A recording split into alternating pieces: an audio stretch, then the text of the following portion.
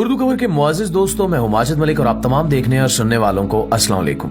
प्यारे दोस्तों, दुनिया भर में मुख्तलिफ अदवार में इस बात पे तहकीक होती रही है कि बनी इसराइल के 10 गुमशुदा कबीले आखिर कहाँ हैं और अब दुनिया के किस हिस्से में आबाद हैं। मुख्तलिफ तारीखदानों और आज के दौर में मेडिकल साइंस का ये बड़ा ही पसंदीदा मौजू रहा है। आज हम इसी के बारे में बात करते हुए पाकिस्तान, अफगानिस्तान और ईरान में मौजूद पठान कौम के बारे में बात करेंगे।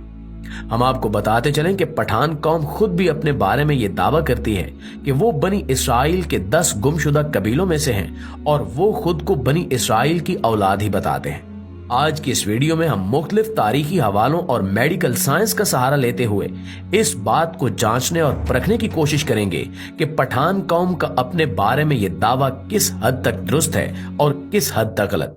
हम ये जानने की कोशिश भी करेंगे कि असल में पठान कौम का ताल्लुक किस कौम के साथ है और ये कि ये कौम यहाँ यानी बरे सगीर में कब आई। तो नाज़रीन, हम आपको अपनी पहली कई वीडियोस में बता चुके हैं कि हजरत याकूब अलैहिस्सलाम के 12 बेटे थे और इन्हीं की औलादें आगे चलकर बनी इसराइल के 12 कबीलों में तकसीम हो गई।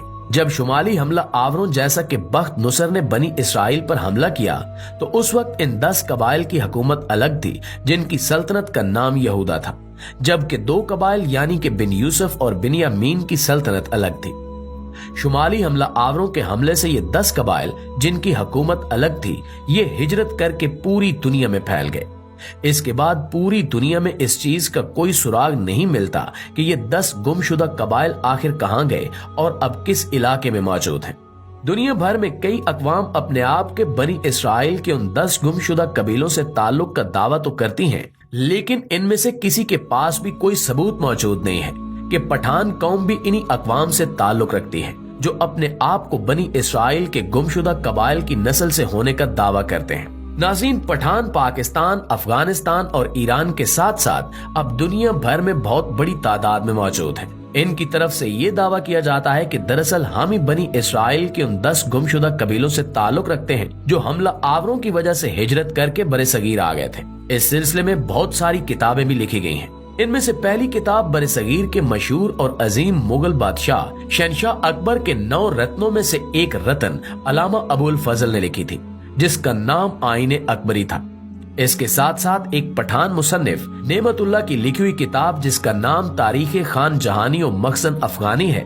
इन दोनों किताबों में इस बात का जिक्र मौजूद है कि बहुत सारे मुहक्किकीन की तहकीक के मुताबिक पठान कौम का ताल्लुक आर्या कौम से हो सकता है, लेकिन फिर इन 2 किताबों के आखिर में मुख्तलिफ शवाहिद की बुनियाद पर यह दावा भी किया गया है कि पठान कौम ही दरअसल बनी इसराइल के उन 10 कबीलों की औलादें हैं जो शुमाली हमला आवरों के हमले की वजह से पूरी दुनिया में हिजरत कर गए थे। इस सिलसिले में अफगानी पठान, पाकिस्तानी पठान और ईरानी पठान सब ही इस बात पर मुत्तफिक हैं कि वही ये गुमशुदा कबाइल हैं जिनका जिक्र तारीख में मौजूद है।